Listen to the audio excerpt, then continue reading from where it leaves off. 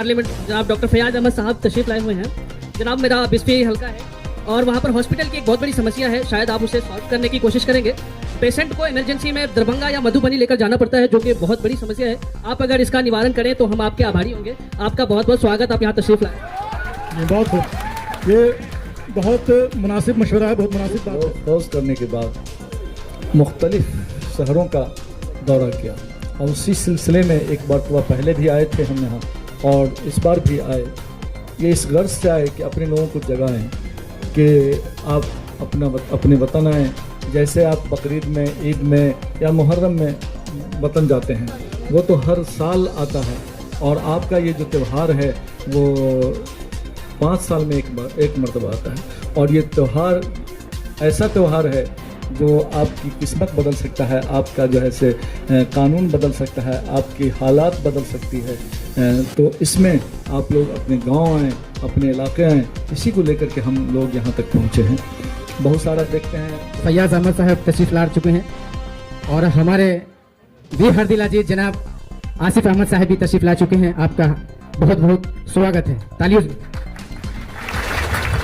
मैं एक ही चीज़ कहना चाह रहा हूँ यहाँ पर कि आसिफ भाई जो यहाँ आए हैं, 20वीं विधानसभा में पोलिंग 28 से 29% होता है। एग्रेसिव पोलिंग के लिए यहाँ मुंबई, दिल्ली, कोलकाता हर जगह जा रहे हैं। उम्मीद लेकर आए हैं आप लोगों के बीच में, अपनों के बीच में। आप लोग भी यहाँ से जब इलेक्शन का टाइम आएगा तो आप लोग बिहार जाइए, वोटिंग करने के लिए ज़रूर पहुँचिएगा। मैं यही उम्मीद करता हूँ आप लोगों से कि आप लोग ज़रूर पहुँचिएगा। बहुत बहुत शुक्रिया। चुनाव सबका मौलाना ने फरमाई ये शरीफ फरीजा है। जैसे त्यौहार होता है, हर साल में आता है, बकरीद का मौका हुआ, मुहर्रम का मौका हुआ, सब लोग कर रहे हैं। ये तो हर साल आने वाला त्यौहार है और जिस त्यौहार की बात हम कर रहे हैं 5 साल में एक है, इसमें तो सब लोग जाएंगे, इसमें कोई नहीं इंतजाम करेगा, सब लोग अपने अपने जाएंगे। रहते हुए भी आपका कैंडिडेट हार जाता है। पूरे इंडिया में 28 स्टेट है, 8 यूनियन टेरिटरी है। 28 + 8 कितना हो गया? 36। लेकिन 36 में से मुस्लिम एमपी कितने हैं? सिर्फ 24। इसका मतलब है एक स्टेट में और एक यूनियन टेरिटरी में भी मिला के भी आपके एक एमपी नहीं है। अगर एक स्टेट से एक एमपी भी होएगा तो भी 28 एमपी होते हैं, लेकिन आपकी तादाद कितनी है? सिर्फ 24 एमपी की। तो हमारे पास वोट तो है, लेकिन हम लोग उसका इस्तेमाल करना नहीं जानते। जब वोट की ताकत आप पहचान जाइएगा तो आज जिस तरह गुजराती मारवाड़ी है ना, बस भर के जाते हैं वोट देने, और जिस दिन आप देख लीजिएगा उनकी बस है ना, तो दिमाग काम करना बंद हो जाएगा आपका। इस तरह से बस में जाते हैं जैसे कोई शादी में या कोई त्यौहार में जा रहे हैं। वो जाते हैं सिर्फ वोट डालने के लिए, एक वोट डालते हैं और 3 दिन के अंदर रिटर्न आ जाते हैं। तो वो अपनी ताकत इस्तेमाल करते हैं, इसलिए हम लोग से आगे हैं। हम लोग के पास पावर रहने के बाद, ऑथोरिटी रहने के बाद, वोटिंग राइट्स रहने के बावजूद हम लोग अपनी ताकत को अभी तक नहीं पहचान पाए। जब आप अपनी ताकत को पहचानिएगा तो आप खुद ब खुद स्ट्रांग हो जाइएगा। लेकिन कहीं ना कहीं हम लोग सोचते हैं कि एक वोट से क्या होगा, लेकिन हर एक आदमी यही सोचता है कि एक वोट से क्या होगा। यही सोच की वजह से आज हम लोग बहुत पीछे हैं। 20% पॉपुलेशन होने के बावजूद हम लोग कितने परसेंटेज है? एमपी एमएलए में मुश्किल से 3 से 4% है। तो जब आपका बंदा वहां तक जाएगा नहीं तो आपके हक की बात करेगा। बिहार का 60 असेंबली हल्का ऐसा है जहां से अगर मुसलमान जैसे 2015 में एक जहती होकर के वोट दिया था, अगर दे तो 60 उम्मीदवार हमारा चुनाव में कामयाब हो सकता है। अगर 60 उम्मीदवार हमारा कामयाब हो गया तो बताइए, सरकार बनाने में तो सबसे अहम रोल हमारा होगा। जब अहम रोल हमारा होगा तो हमारी बात भी सुनी जाएगी, हमारे मुताबिक उसको फैसला भी लेना होगा, हमारे मुताबिक कानून भी बनाना पड़ेगा। इसको हम लोग समझें और समझ करके वो 2015 वाली हालत हम लोग ले आएँ। और जैसे 2015 में सभी लोग सब कुछ भुला करके, मसलक भुला करके, जात पात भुला करके एक प्लेटफॉर्म पड़ा करके वोट दिया था, और हमको लगता है कि 70% या 80% के बीच में पोल हुआ था। आप रख लीजिए हमारे बिस्फी हल्के में हमारे यहाँ 1,30,000 मुसलमानों का वोट है, 50,000 यादवों का वोट है और 2 लाख कुछ अतिपिछों का वोट है। अगर हम एक जाति होकर के 70% वोट देते हैं तो 91,000 वोट होता है। हमारे यादवों का या हमारे दूसरा जो हमारे साथ लोग जुड़े हुए हैं, अगर उनका अब वोट आता है तो देखिए हम कितने मार्जिन से कामयाब होंगे। तो इसमें पहल तो हमको करने की ज़रूरत पड़ेगी। हमारे मधुबनी में 3 सीट ऐसा होता था जिसमें मुसलमानों को टिकट मिलता था। वो मधुबनी प्रॉपर जो पहले पंडौल क्षेत्र कहलाता था, जहाँ से नैयर का चुनाव जीतते थे, बिस्फी और एक लौखा, ये 3 सीट पर मुसलमानों को टिकट मिला करता था। लेकिन जब मुसलमान हारते रहे तो सब सिमट करके सिर्फ 1 सीट बिस्फी पर आया। अगर हम लोग ऐसे ही बिस्फी को भी गंवाते रहेंगे तो समझ लीजिए कि वो भी हमारे हाथ से चला गया। गठबंधन के महागठबंधन के उम्मीदवार हों तो उनको वोट दें, बहुत सारे लोग खड़े हो जाएंगे, अब तो नाम नहीं बताएंगे, वो भी आएंगे, कहेंगे कि वो वोट काटने के लिए, उस पर भी निगाह देने की ज़रूरत है ताकि वो हमारा वोट काट करके बर्बाद न कर दे और हमारा उम्मीदवार नहीं जीत सके।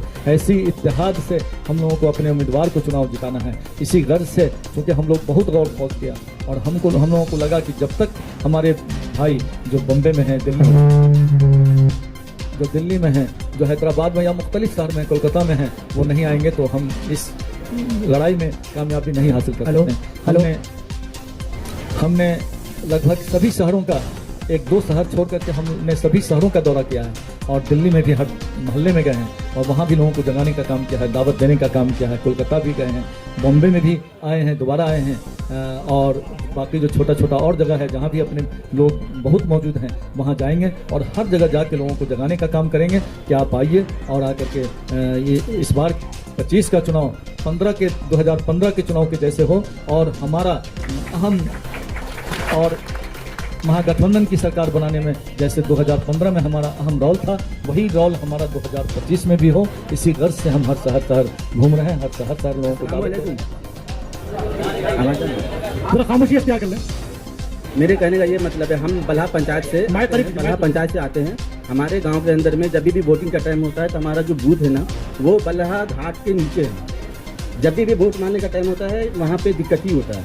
उसको हम चाहते हैं कि ट्रांसफर किया जाए जो हमारे गांव के आजू बाजू में टोला पे रहे, और ये चीज़ इलेक्शन से पहले होना चाहिए, क्योंकि जब भी लेडीज़ लोग वोट मारने के लिए जाती है उसको दिक्कत होता है। दूसरी बात ये है कि गांव के अंदर में जब भी मतलब ये होता है ना, क्या बोलते हैं कि जब लेडीज़ को लेकर जाने का टाइम होता है तो दूर पड़ता है, वहाँ से लॉन्ग पड़ रहा है। फिर जाने के टाइम में वहाँ पर क्या होता है कि कोई सवारी सही ढंग से नहीं मिलता। बोलते भाई कैंडिडेट जो है उसको कोई एजेंट बनाया तो वो मतलब लेके जाएगा, गाड़ी बुक किया, एक टेम्पो के अंदर में 10-10 लेडीज़ को ठूस के लेके जाया जाता है। तो ये सब चीज़ पे ध्यान देना चाहिए, क्योंकि हर एक इलेक्शन के टाइम में जब भी वोटिंग का टाइम होता है वहीं होते हैं, या मुखिया का हो या विधायक का हो या किसी भी चीज़ का हो, हम वहाँ पे होते हैं, वहाँ पे सारा प्रॉब्लम हम देखते हैं। तो ये चीज़ को हम चाहते हैं कि जल्दी से जल्दी सॉल्व किया जाए। जी ठीक है, आपकी बात रहेगी आगे, आपकी बात। जी जी जी, बहुत अच्छा, माशाल्लाह। अब मैं अपने मुतवक्का लीडर और नौजवान दिलों के हर धड़कन जनाब मोहम्मद आसिफ साहब से गुजारिश करूँगा कि वो अपनी बात रखें मुख्तसर में, बस ये आखिरी है। जी मेरा सवाल बिस्फी असम्बली हल्का के मुतालिक है, लेकिन सबसे अहम और ज़रूरी ये है बिस्फी थाना के मुतालिक। बिस्फी थाना जो संचालित किया जाता है, जो उसको चलाया जाता है, आमतौर पे सब लोग जानते थे दलाल के तहत चलाया जाता है। मैं आपको इस पर इल्ज़ाम नहीं दूंगा कि आपकी सरकार नहीं रही है, बहुत दिनों से आप सत्ता में नहीं रहे हैं। हमारे अकल में डॉक्टर साहब भी MLA रहे हैं, लेकिन सत्ता में उनकी पार्टी नहीं रही है। तो मैं क्या आपसे ये उम्मीद रखूँ कि तेजस्वी यादव के नेतृत्व में जब आपकी सरकार बने तो बिस्फी थाने को दुरुस्त किया जाए, भ्रष्टाचार को खत्म किया जाए? क्या मैं इसकी उम्मीद आपसे रखूं? और मैं इसका जवाब भी चाहता हूं। जी ठीक, बेहतर है। अब मैं जनाब आसिफ साहब से गुजारिश करूंगा तो बिस्मिल्लाहिर्रहमानिर्रहीम, अस्सलाम वालेकुम व रहमतुल्लाहि व बरकातुहू। एक बार फिर आपके शहर में आप लोगों के बीच आकर खड़े हैं। उम्मीद है आप लोग परेशान नहीं हुए होंगे। ये तीसरी बार हम मुंबई आ रहे हैं पिछले 6-7 महीने में, और उम्मीद है आप लोग अभी तक परेशान नहीं हुए हैं कि भाई ये लड़का बार बार आ जाता है मुंह उठा के, आखिर चाहिए क्या इसको। तो आपको बता दें, चाहिए तो कुछ नहीं, लेकिन आपके बीच आए हैं क्योंकि आज वक्त की ज़रूरत है। जो हमारी, आपकी, हम सबकी जो पोजीशन हमारे मुल्क में है उसकी बात नहीं करेंगे, वो छोड़िए, वो तो हमको, आपको, सबको मालूम है। आपसे वो बात करेंगे जो शायद 6 महीने पहले तक हमको भी नहीं पता था, और मुझे लगता है कि ज़्यादातर लोगों को इसका इल्म नहीं होगा, और ये हमारी जिम्मेदारी है अपने लोगों के बीच ये बात रखने की। तो आज आपको अपना इंट्रोडक्शन नहीं देंगे, अपने बारे में नहीं बताएंगे। मुझे लगता है हम लोग उससे आगे बढ़ चुके हैं। आप में से काफ़ी लोग मुझे जान रहे होंगे और कुछ लोगों को अब मैं भी पहचानने लगा। तो ज़्यादा वक्त नहीं लेते हुए सबसे पहले मैं आप सभी लोगों का शुक्रिया अदा करूँगा कि बारिश होने के बावजूद आप लोग यहाँ पर रुके रहे, डटे रहे हम लोगों से मिलने के लिए। इसके लिए तहे दिल से आप सभी लोगों का शुक्रिया अदा करते हैं। और आन भाई, रब्बानी भाई, और बहुत सारे नाम हैं, तो मैं कहूंगा आपकी टीम का कि आपने इस मीटिंग को मुमकिन किया। आपकी वजह से ये मीटिंग मुमकिन हो सकी और आपने बहुत मेहनत किया। आप सभी लोगों का, आपकी पूरी टीम का शुक्रिया अदा करेंगे। अब आपने मुझे 6 महीने पहले भी यहाँ देखा होगा, फरवरी में यहाँ आए थे, आप सब लोगों से मिले थे। तो ये सिलसिला जो शुरू हुआ एक वजह से शुरू हुआ। आप सब वाकिफ हैं 2024 में लोकसभा चुनाव हुआ और मैं आपसे फिर से कहूंगा, मैं देश भर की बात आपसे नहीं करूंगा, अपने इलाके की बात आपसे करूंगा, अपनी जमीन अपनी मिट्टी की बात मैं आपसे करूंगा। और आप सबने देखा कि हमारे जिला में और हमारे आसपास के जो भी जिला हैं उसमें हमारे जो भी कैंडिडेट थे, हमारे जो भी नुमाइंदे थे, उनको शिकस्त का चेहरा देखना पड़ा, एक भी नहीं जीत पाए। तो उस टाइम पे हम लोगों ने सोचा और कुछ युवाओं से भी मशवरा हुआ कि हम लोग सब बैठते हैं और हर बूथ का डेटा उठाते हैं। कहने को तो आप बड़ी बड़ी बात कर दीजिएगा, ये साहब बड़ी बड़ी बात कर देंगे, लेकिन सच्चाई बूथ पे पता लगती है आपको। तो हमने हर बूथ का, बिस्फी विधानसभा में कुछ 325 बूथ हैं, तो उसमें से खास करके हमने फोकस किया हमारे बूथों पर और हमने डेटा स्टडी करना शुरू किया। तो बहुत हैरानी हुई हमें कि हमारे जो बूथ हैं, नदीम भाई ने भी इस पे जिक्र किया, जो हमारे बूथ हैं, हमारे बहुल बूथ हैं, वहां पर जो वोटिंग परसेंटेज है कहीं 28, कहीं 35, कहीं 38, कहीं 42, इक्का दुक्का 50-55 पहुंचे। बट एक जो एवरेज हमने निकाला सारे हमारे बूथों का, वो था 42%। ये हमारी आपकी पूरी टीम थी, हम लोगों ने उसको भी स्टडी किया। फिर हमने 2019 लोकसभा का भी पूरा डेटा उठाया, मतलब पिछले 3 चुनाव का हमने डेटा उठाया और तीनों चुनाव में हैरानी हुई हमें कि यही ट्रेंड है। हमारा परसेंटेज बहुत कम है, बिरादरे वतन जो है हमारे, उनका परसेंटेज बहुत ज्यादा है। और कोई हैरानी नहीं है अब हमें कि हमारे नुमाइंदे चुनाव दर चुनाव सिर्फ हार रहे हैं। और जो सूरत हाल है वो ये है, मैंने पहले भी इसका जिक्र किया था कि हमारे जिला में आज एक हमारा नुमाइंदा नहीं जीता हुआ है। 10 विधानसभा है हमारे मधुबनी जिला में, 30% हमारी आपकी आबादी है, एक नुमाइंदा नहीं। ज्यादा दूर ना जाए, हमारी चौहद्दी ही गिन लेते हैं हम। हमारे दक्षिण में दरभंगा है 0, पूरब में सुपौल है 0, पश्चिम में सीतामढ़ी जिला है अगेन 0। आबादी 30% और 38 विधानसभा में हम आप एक नुमाइंदा नहीं जिता पा रहे हैं, न विधानसभा में न लोकसभा में। गलती किसकी? हमारी। गलती आपकी और किसकी? तीसरा यहां कोई नहीं है, हम और आप हैं। शायद हम आपसी फसाद में इतना मसरूफ हो जाते हैं कि अगर शहजाद को टिकट मिल गया तो 50 लोगों के पेट में दर्द होगा कि अरे शहजाद को कैसे मिल गया, शहजाद को कैसे काट दे, छाट दे, हरा दे, ताकि अगली बार हम बन जाएं। लेकिन भाइयों, वो अगली बार का मौका नहीं मिलेगा। एक दौर था हमारे जिला में 3 सीट, 10 में से 3 हमारे नुमाइंदों को मिलती थी। आज 2025 पे आ जाइए, 1.5 से 2 महीने में चुनाव है। आपको क्या लगता है कितनी सीट पर क्लेम है हमारे नुमाइंदों का? मैं आपको बता दूं, बामुश्किल 1, वो भी बिस्फी विधानसभा। अब वो इंडिया गठबंधन के नेताओं के हाथ में। मैं एक बार फिर आपके सामने साफ कर दूं, मैं युवा राजद का एक कार्यकर्ता हूं और इसी हैसियत से आपके बीच खड़ा हूं। सिर्फ इसी हैसियत से नहीं, एक वर्कर की हैसियत से भी। और ये मेरी भी जन्मभूमि है, मधुबनी जिला मेरी भी जन्मभूमि है, बिस्फी विधानसभा में ही मेरी भी जन्मभूमि है, मेरा गांव है, तो मेरी भी जिम्मेदारी है। तो इस जिम्मेदारी से आपके बीच खड़े हैं और आपको साफ कर दें, हमने आज तक अपने आप को न भावी प्रत्याशी कहा है, न भावी विधायक कहते हैं, ना हम कहीं अपना कोई ऐसा क्लेम करते हैं।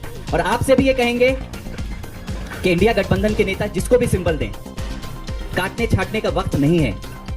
अभी भी हम लोग एकदम 0 पर हैं, इसके बाद सिर्फ दफन होना बाकी है। और अभी भी हारिएगा तो मुझे नहीं लगता है कोई भी पार्टी हम पे आप पे भरोसा जताने वाला है आगे, जब हम आप जीत ही नहीं सकते। और 3 बार हैट्रिक हार की हम लगा चुके हैं। आप सब लोग क्रिकेट देखते हैं, जानते हैं हैट्रिक कितनी बड़ी चीज है, तो हैट्रिक हम लगा चुके हैं। ये 4था मौका है, इस बार भी फेल होंगे तो बड़ी परेशानी होगी। हम आप, हमारे आने वाली कौमों को, नस्लों को बड़ी परेशानी होगी, कोई नुमाइंदा हमारे सामने नहीं होगा। तो मुझे लगा ये बात, ये जो हमने डेटा स्टडी किया, पहले हमने अपना विधानसभा, फिर 3 पिछले चुनाव को स्टडी किया, फिर आसपास के 4 जिला को हमने स्टडी किया। वक्त लगा, लेकिन जानना जरूरी था।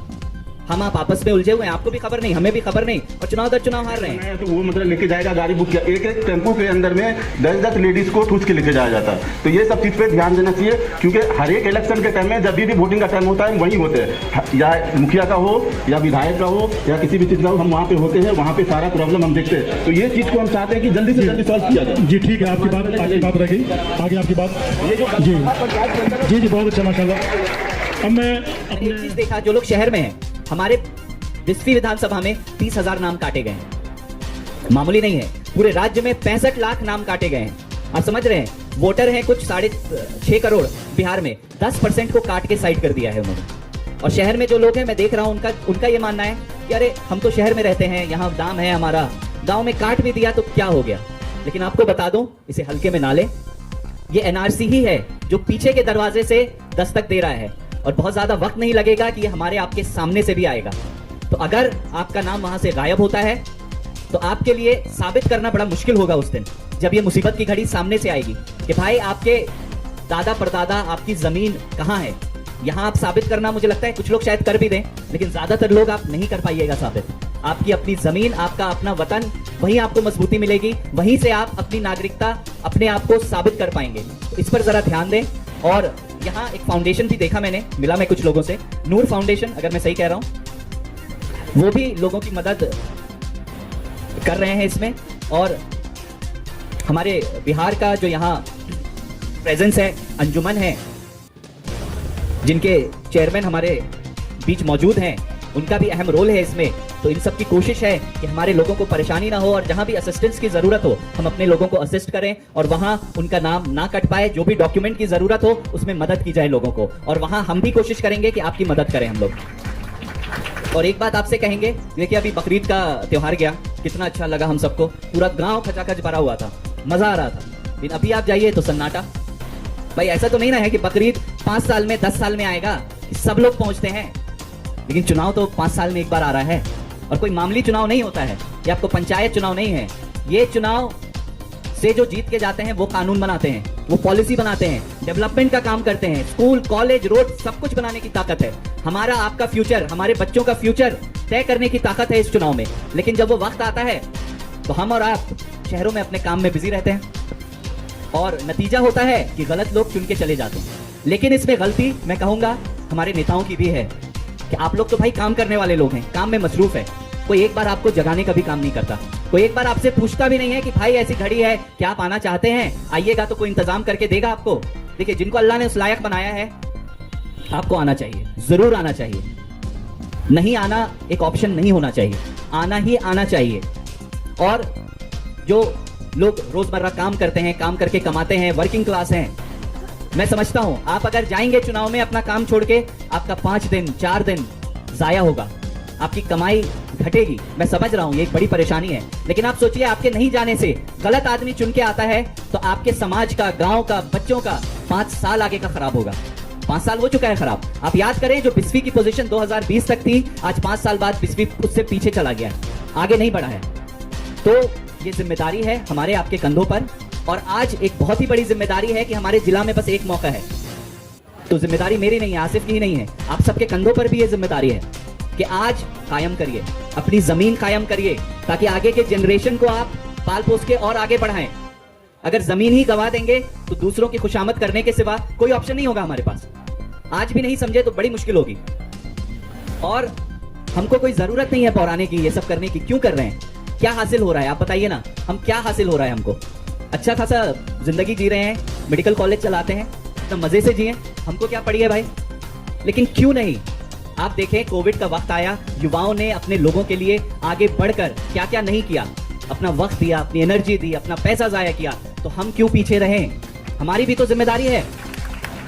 तो इस जिम्मेदारी को समझते हैं, और इसीलिए आज आपके बीच यहाँ खड़े हैं और बार बार दौड़ के आपके बीच आ रहे हैं। परेशान ना हो, और उनके बूथ को उठा के देखिए, आपको 65, 70, 75 हर बूथ पे मिलेगा। एक एवरेज था उनका 70%।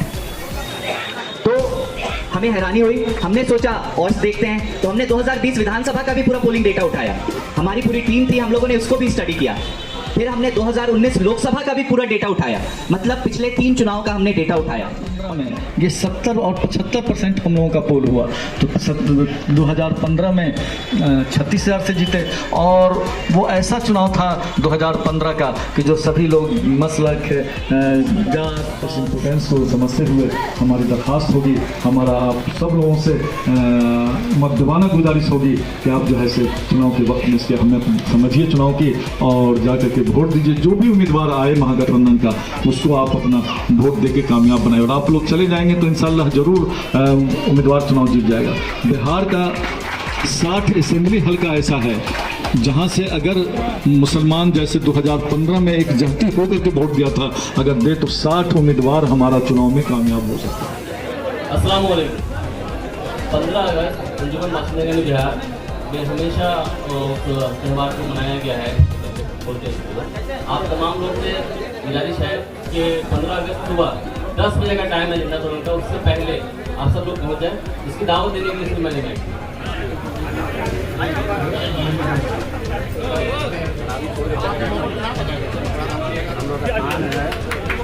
साजिद भाई रियाज भाई तशरीफ लाए और डॉक्टर फैयाज साहब ने इस्तेमाल किया। साजिद भाई रियाज भाई डॉक्टर फैयाज साहब ने इस्तेमाल किया। आइए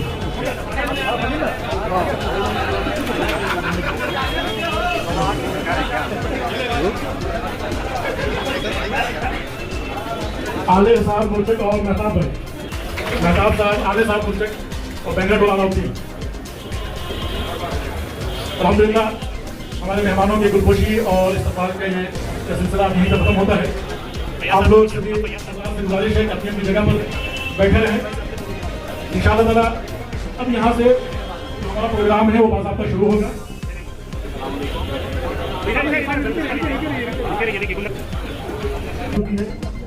मैं आप तमाम बात को बता दूँ, सब लोगों को मालूम भी है कि आज हम यहाँ किस लिए जमा हुए।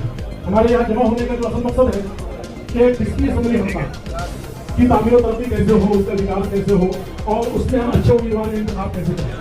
इलेक्शन सामने है, बिल्कुल आजकल में तकरीबन नोटिफिकेशन होगा, इलेक्शन की तारीख तय होगी, तो उससे पहले हमें इस पर चर्चा करना है, बहस करनी है और हमें गौर करना है कि हमारा उम्मीदवार कैसा हो, हमारा उम्मीदवार यानी कि हमारे इलाके की तरक्की कैसी।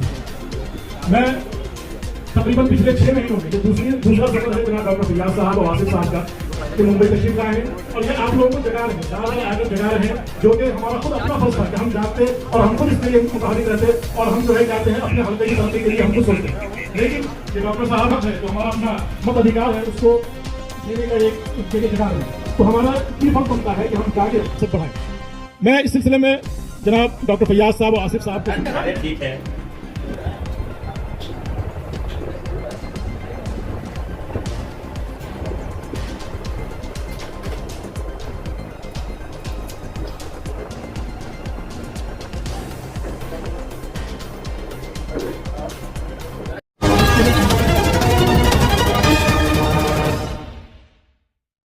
हमारे heart of Mumbai news channel को सब्सक्राइब करें और बेल आइकन दबाना ना भूलें। सर, आने वाले विधानसभा चुनाव जो बिहार में होने वाला है उसी को मद्देनजर रखते हुए आप जो काफ़ी महीनों से आपका जो दौरा लग रहा है सारे स्टेटों में, सबसे ज़्यादा धाराविकों को क्यों आपने फोकस किया और जिन लोगों को आपने बड़े तादाद में लेके जाने की बात करी उनका इंतजाम करेगा कौन, ले जाने का इंतजाम करेगा कौन, टिकट का इंतजाम करेगा कौन, रखने का इंतजाम करेगा कौन, ये पॉलिसी आप लोगों ने इख्तियार क्यों किया है? मेन बात है कि चुनाव सबका है, चुनाव सबका है। जैसे देखिए चुनाव सबका है, मौलाना भी फरमाए कि ये शरीफ फरीजा है। जैसे त्यौहार होता है, हर साल में आता है, बकरीद का मौका हुआ, मुहर्रम का मौका हुआ, सब लोग घर जाते हैं। ये तो साल में हर साल आने वाला त्यौहार है और जिस त्यौहार की बात हम कर रहे हैं 5 साल में एक मौका, इसमें तो सब लोग जाएंगे, इसमें कोई नहीं इंतजाम करेगा, सब लोग अपने अपने जाएंगे। और जो भी यहाँ काम करते हैं उनको तो अल्लाह ने सकत दिया है कि वो 2000-2500 रुपये आराम से खर्च कर सकते हैं, घर भी हो लेंगे। ऐसा बताया गया है कि अभी आप लोगों के माध्यम से लगभग आप लोग वहाँ से 3 बार हार चुके हैं। इस जन जागृति अभियान से क्या लग रहा है कि इस बार आपकी सीट मुकम्मल आएगी? हम जगाने का काम कर रहे हैं, आप जाके और जाग करके बिहार को बचाइए, इनका प्लस ताकत से बचाइए और आप जाइएगा तो फिर तो प्लस ताकत से बिहार बचेगा। जन जागृति के अभियान को आप चला रहे हैं, आपके नेता विपक्ष राहुल गांधी जी कहते हैं और आपके जो नेता है तेजस्वी यादव जी कहते हैं कि ऐसे ही, अरे यार नेता विपक्ष और आपके जो नेता है तेजस्वी यादव जी कहते हैं कि अगर इलेक्शन डिपार्टमेंट ऐसे ही करते रहेगा तो हम इस चुनाव को बाइकआउट करेंगे। ऐसा लग रहा है कि आपको ये बाइकआउट होने वाला है या चुनाव होने होगा? अब देखिए तेजस्वी जी क्या कह रहे हैं, राहुल जी क्या कह रहे हैं, उस पर हम नहीं जानते, सुना ना। आप हमसे जो पूछे नहीं, चुनाव का क्या जब बाइकआउट होगा तो ये लग रहा है आप लोगों का बाइकआउट होगा? आप जान रहे हैं लोगों का इतना नाम काटा जा रहा है, 65 लाख लोगों का नाम काट दिया जी, और खास करके इसका नाम काटा जा रहा है उसका बात जी। बताने की जरूरत नहीं है। जब वोटर ही नहीं रहेगा तो चुनाव किस बात? तो इसके बाद में भारतीय जनता पार्टी के जो बड़े बड़े नेता है, सांसद है, प्रवक्ता है, उन्होंने कमान संभाल ली है कि ये जो सारे डेटा दिखा रहे हैं वो गलत है, तो इसके विषय में क्या कहेंगे? तो गलत कह रहे हैं आप। वाकिफ हैं कि इसका नाम काटा गया, 65 लाख को चुनाव कमीशन का है कि हमने काटा है, और क्या जरूरत पड़ गई? जो सर्टिफिकेट मांगा गया है या जो कागजात मांगा गया है, कितने लोगों के पास है बताइए? हमारे पास में भी नहीं, आपके पास है 11 सनद जिससे आपका सर्टिफिकेट रह सके। आप माँ बाप का कहाँ से लगे? उसमें 2004 के बाद से माँ का भी सर्टिफिकेट मांगा जा रहा है, बर्थ सर्टिफिकेट और बाप का इसके पास है।